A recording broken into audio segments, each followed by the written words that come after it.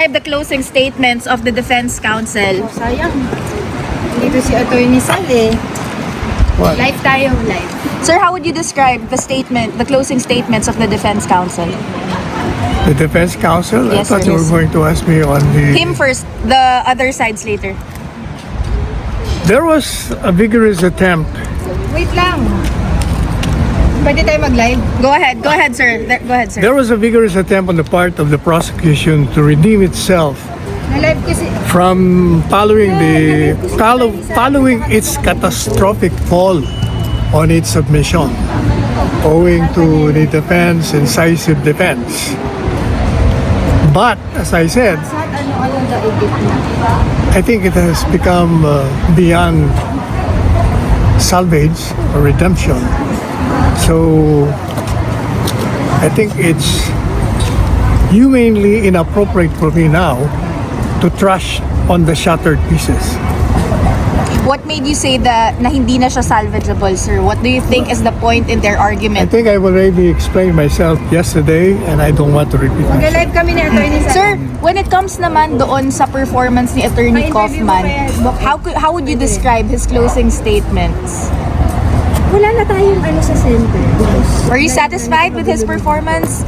Kasama Parang naman uulitin ko na. si Attorney Sal. As I've already said, he has rebutted all the allegations of the prosecution, and in fact, bagsak na nga eh. So parang kalabisan na, naapakan ko pa yung mga nahulog na mga pira-piraso.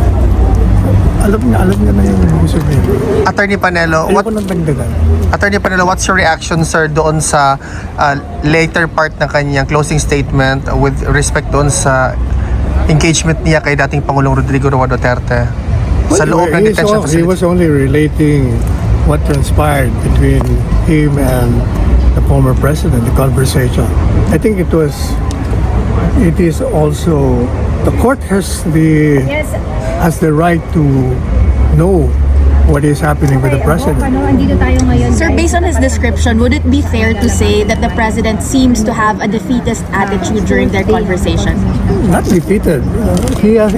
As he has repeatedly said, even when he was still president, and then thereafter, he said, if this is my fate, so be it.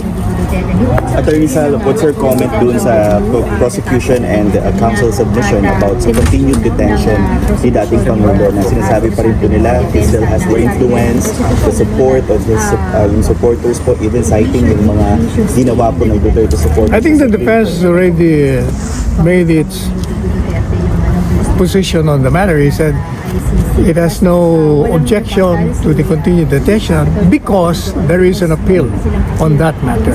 So I don't think I have to deal with that. Okay. So what's the plan na po ng Duterte lawyers moving forward after this confirmation? Uwi na. Uwi na, sir. Uwi na kami. Okay.